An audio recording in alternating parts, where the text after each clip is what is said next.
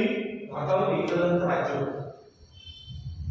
इंग्रजांचं राज्य असल्यामुळे त्यांनी जो त्याचा मुख्य हेतू होता भारतामध्ये येण्याचा तो व्यापार करणे हा हेतू होता. यामध्ये सर्वांना सर्वश्रुत आहे. आणि व्यापार करत असताना इथली त्यांनी राजकीय पोकळी पाहून इथली समाजामध्ये एका समाजात दुसऱ्या समाजामध्ये असलेला किंवा एका धर्माचा दुसऱ्या धर्मामध्ये असलेला भेदाभेद पाहून त्यांनी या सगळ्या त्याने फायदा घेतला आणि इथली राजकीय व्यवस्था त्यांनी ताब्यात घेतली. त्यामुळे सर्वांना आणि मग राजकीय व्यवस्था ताब्यात घेतल्यानंतर त्यांना अधिकाधिक वर्ष जरी इंग्रजांना जर भारतात राहायचं असेल तर यांच्यामध्ये दोन जे समूह आहेत बहुतेक हिंदू आणि मुस्लिम हे जे दोन समूह आहेत त्या दोन समूहांना अधिकाधिक वेगळं कसं ठेवता येईल किंवा विभक्त कसं ठेवता येईल हाच प्रामाणिक हेतू ब्रिटिशांचा होता. आणि म्हणून त्यांनी मित्रांनो ही बंगालची खाणी आहे तो पूर्वीचा बंगाल होता त्या बंगालची खाणी केली आणि त्या खाणीला विरोध म्हणून प्रतिकार म्हणून किंवा बंगालच्या खाणीच्या प्रतिक्रिया म्हणून तिथं वंगभंग आंदोलन सुरू झालं. वंग म्हणजे बंगाल, वंगबंधू ज्याला म्हणतात ते टेक्निकल शब्द आहे. वंगबंधू म्हणजे कुठल्याही कायद्याचा जो निषेध आहे तो अतिशय सनदशीर मार्गाने करणे असा तो अर्थ आहे. आणि म्हणून वंगभंग जे अर्थ शब्द आहे तो टेक्निकल शब्द आहे. कुठल्याही कायद्याचा जुलमी कायद्याचा ब्रिटिशांच्या विरोध हा सनदशीर मार्गाने शांततेच्या मार्गाने त्याचा विरोध करणे आणि त्यांनी जे इथल्या समूहाच्या विरुद्ध जे काम केलेलं आहे त्याचा तीव्र शब्दामध्ये निषेध करणे असा त्याचा अर्थ असलेला आपल्याला त्यामध्ये दिसतोय. आणि परिणाम असा झाला की भेंडवाची खाणी झाल्यामुळे काय परिणाम झाला? परिणाम पहिला की इथले लोक ब्रिटिशांच्या विरुद्ध सगळ्या एकीनं त्याचा विरोध करायला लागले आणि जो फूट नव्हती समाजामध्ये ते सगळं एकत्र येण्याचा प्रयत्न करायला लागले. हा भाग पेटला. वेगवान ते झाल्यामुळे त्यांना ती माघार घ्यावी लागल्यामुळे परिणाम सगळ्या महाराष्ट्र असेल बिहार असेल या राज्यामध्ये ब्रिटिशच्या विरुद्ध आपण आंदोलन केलं तर आपल्याला न्यायाधिकार मिळू शकते हे या बंगालच्या खाणी मागचा मुख्य वैशिष्ट्य आपल्याला त्यामध्ये मित्रांनो सांगता येऊ शकेल. आणि म्हणून ती बंगालची खाणी कशी झाली काय झाली हे आपल्या सर्वांना माहिती करून घेणं या पाठाचा मुख्य हेतू आहे. आणि त्याचे दूरगामी परिणाम काय झाले भारतीय स्वातंत्र्य चळवळीवर त्याचे दूरगामी परिणाम काय झाले हे सुद्धा आपल्याला या पाठाच्या माध्यमातून आपण मित्रांनो ते समजून घ्यायचं आहे. मला सांगा भारतामध्ये असलेल्या वेगवेगळ्या राज्यांची नावे सांगा. राज्य स्टेट महाराष्ट्र, राजस्थान, कर्नाटक, तमिळनाडू, केरळ, मणिपूर, नागालँड. ओके बरोबर. तर इंग्रजांचा भारतात कोणत्या राज्यामध्ये पहिल्यांदा कोणत्या राज्य त्यांनी ताब्यात घेतलं? इंग्रजांनी भारतात कुठलं राज्य पहिल्यांदा ताब्यात घेतलं?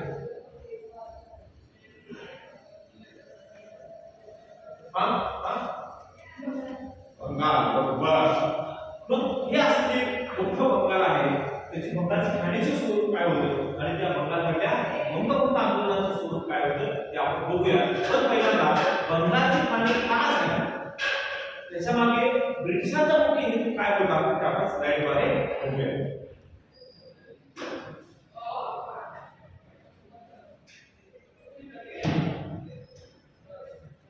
दिसते का सर्वांना? बघा ह्या बंगालच्या खाणीचा जो आहे हे चित्र दिसते तर सर्वांना लॉर्ड कर्झन. काय नाव याचं? Lord Curzon. हाच ते व्यक्तिमत्व आहे हेच ते व्यक्तिमत्व आहे की जे बंगालची खाणी करण्याचा मुख्य सूत्रधार आहे. मुख्य सूत्रधार. आणि काय कधी खाणी झाली? 20 जुलै 1905 त्यावेळेस ती खाणी झाली. आणि कारण काय दाखवलं वर्षावर? प्रशासनाची सोय. प्रशासनाची सोय हे कारण दाखवलं. तर कारण बंगाल हा त्या काळातला जे 3-4 राज्य आता जे सध्याचे आहेत त्या 3-4 राज्य मिळून हा बंगाल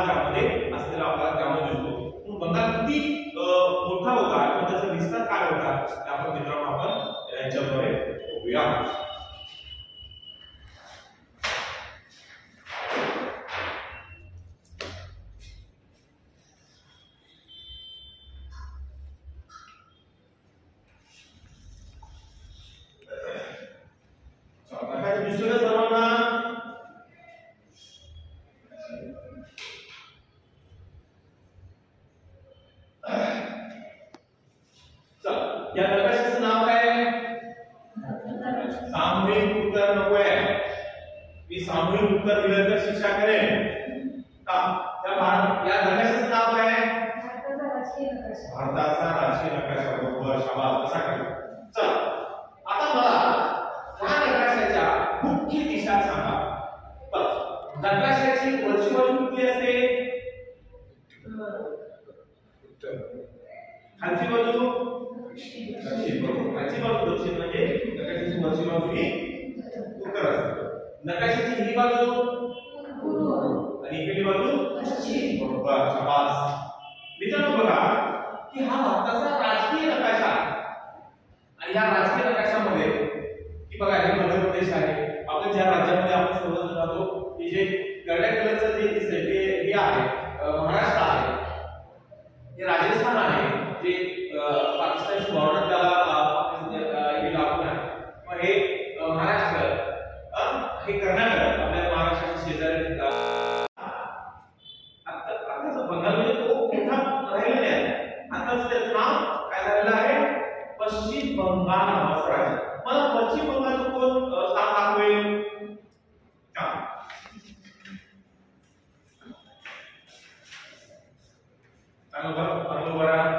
सगळ्यांना दिसलं रंग सांगा त्यांना. पश्चिम बंगाल गुलाबी कलरचा पश्चिम बंगाल आहे. बरोबर, शाबास. विचारायचं बघा इथे लक्ष द्या. हा गुलाबी कलरचा आत्ताचा पश्चिम बंगाल आहे.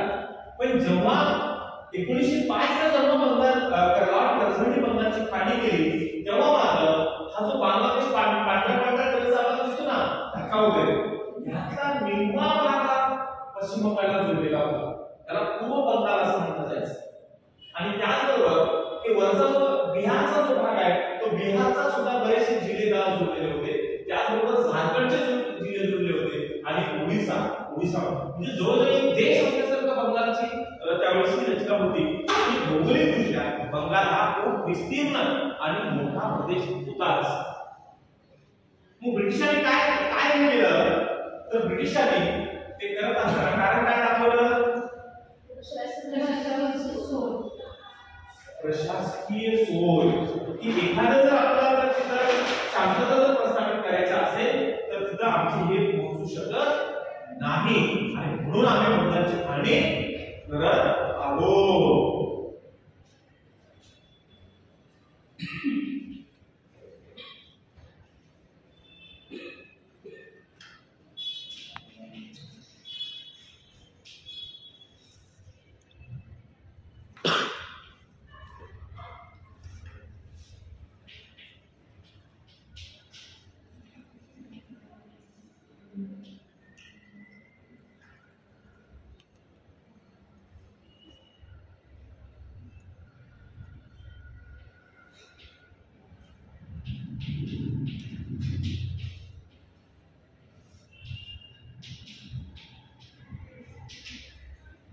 काय होतं प्रशासकीय कारण?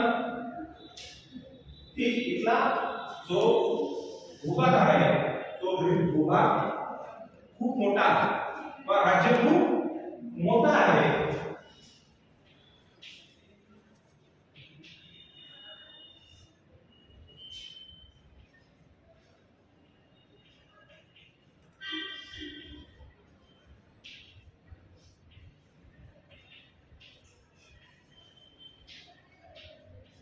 राज्याचा विस्तार खूप मोठा आहे अशा प्रकारचं प्रशासकीय कारण ते दाखवत होते.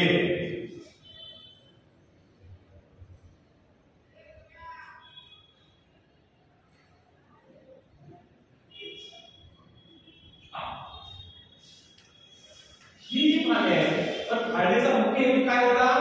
हिंदू व मुस्लिम यांच्यामध्ये फूट पाडणे. पण प्रशासकीय कारण जे आहे ते कारण हे प्रशासन दाखवतं की प्रशासनाच्या सोयीसाठी लोकांना सेवा सुविधा देण्याच्या दृष्टिकोनातून बंगाली राज्य खूप मोठा आहे.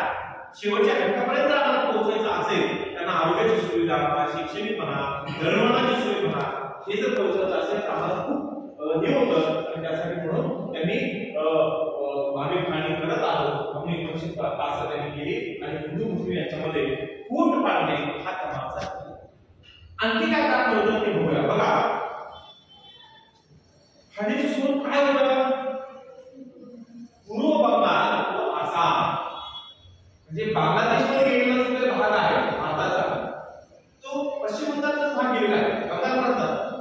आणि तिथे जे आता बांगलादेश झालेला आहे तिथे सुद्धा पूर्व बंगाल आणि आसामचा जो भाग होता जो आता बांगलादेशमध्ये गेलेला आहे आणि तो मुस्लिम बहुसंख्यांक असलेला भाग, जी जास्तीत जास्त मुस्लिम लोक त्यांची तिथे संख्या होती. आणि उर्वरित जो भाग होता तो म्हणजे पश्चिम बंगाल, आता जो पश्चिम बंगाल आहे तो म्हणजे बिहार आणि ओडिशा.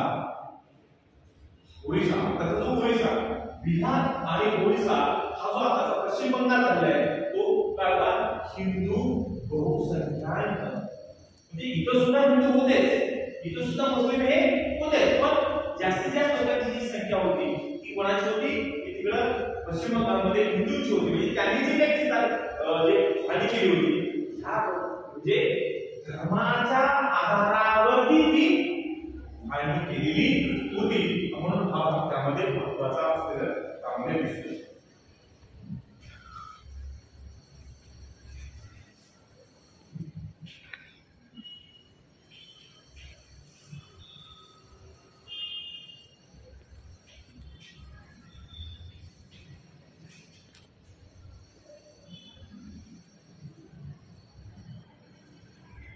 स्वतःचं राज्य, आमचं राज्य, या मातीतल्या लोकांचं राज्य, ज्यांनी इथं जन्म घेतला त्यांचं राज्य, की ज्या स्वराज्यामध्ये आम्ही आमचे कायदे करू, ज्या स्वराज्यामध्ये आम्ही जे कायदे केले ते आम्हीच त्याची अंमलबजावणी करू, जे मिळेल त्याचे हे सुद्धा फळं सुद्धा आम्हीच जागू, अशा प्रकारची स्वराज्याची संकल्पना ती पुढे आली.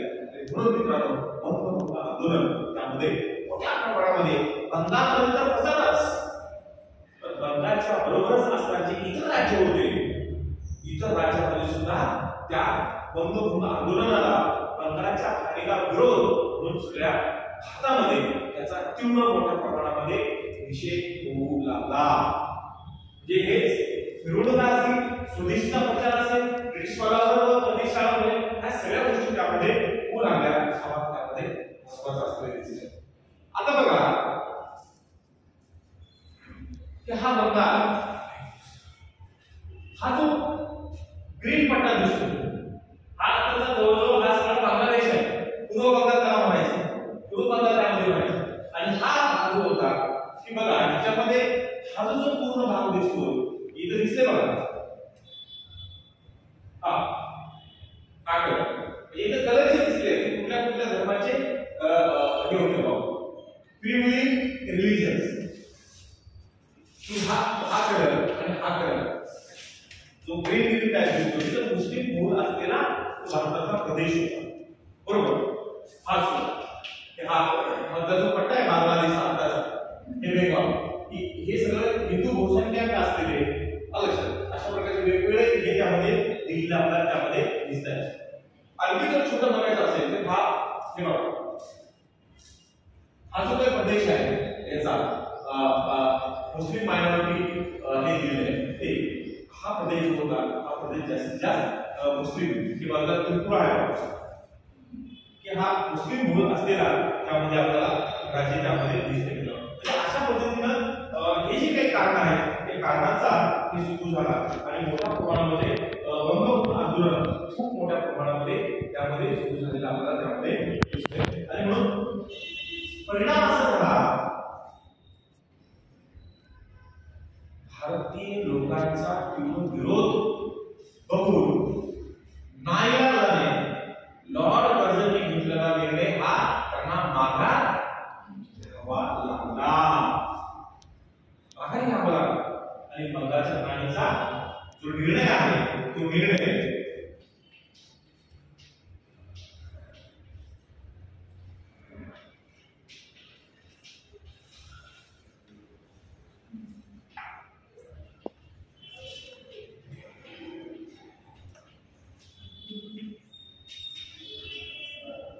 बंगालची फाळणी रद्द करावी लागली.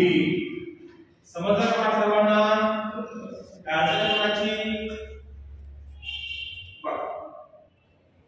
मी आता काही प्रश्न विचारतो आणि त्या प्रश्नाची उत्तर तुम्ही त्यामध्ये देणार आहात. मी लिहून घेतलंच असेल तुम्ही.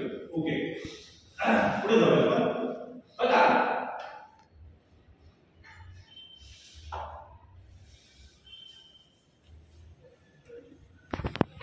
बंगालची फाळणी का केली?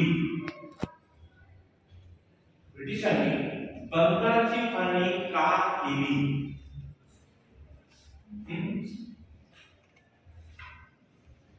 त्यांना हिंदू मुस्लिमांमध्ये लढत दूर काढायचं होतं, कारण ते लोक एकत्र आले तर त्यांच्या ब्रिटिशांविरुद्ध लढा देतील म्हणून त्यांनी बंगालची फाळणी करण्याचा निर्णय घेतला. ब्रिटिश ज्या कारणासाठी हे करत होते, जे कारण पुढे दाखवून त्यांनी बंगालची फाळणी केली, ते कुठलं कारण होतं? त्यांनी जे दाखवत होते प्रशासकीय कारण दाखवत होते की ते खूप विस्ताराचं राज्य झालेलं आहे आणि म्हणून ते दाखवत होते. या बंगालच्या फाळणीचा भारतीय स्वातंत्र्य चळवळीवरती काय परिणाम झाला? बंगालच्या फाळणीचा जो निर्णय ब्रिटिशांचा होता त्याचा एकूण भारतीय स्वातंत्र्य चळवळीवरती काय परिणाम झाला असेल असं वाटतं तुम्हाला? त्याच्याबरोबर पूर्ण देशभर मुलांनी सगळ्यांनी त्यांच्या वादावर बहिष्कार टाकला होता. ब्रिटिश भारताचा आणखी काय करावं? आणखी काय त्याचा परिणाम दिसून येतो आपल्याला दूरगामी? ख्रिश्चन मिशनरी बंद होऊ लागले. ख्रिश्चन मिशनरी बंद होऊ लागले.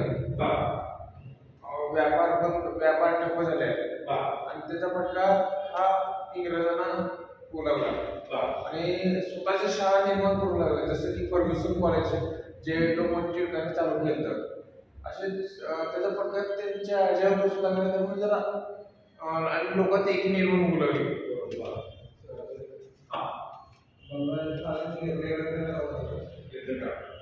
सर्वात महत्त्वाचं कारण म्हणजे ब्रिटिशांनी निर्णय घेतलेला निर्णय सुद्धा रद्द होऊ शकतो. आम्ही ते करू, एकीच्या जोरावरती आम्ही ते करू शकतो.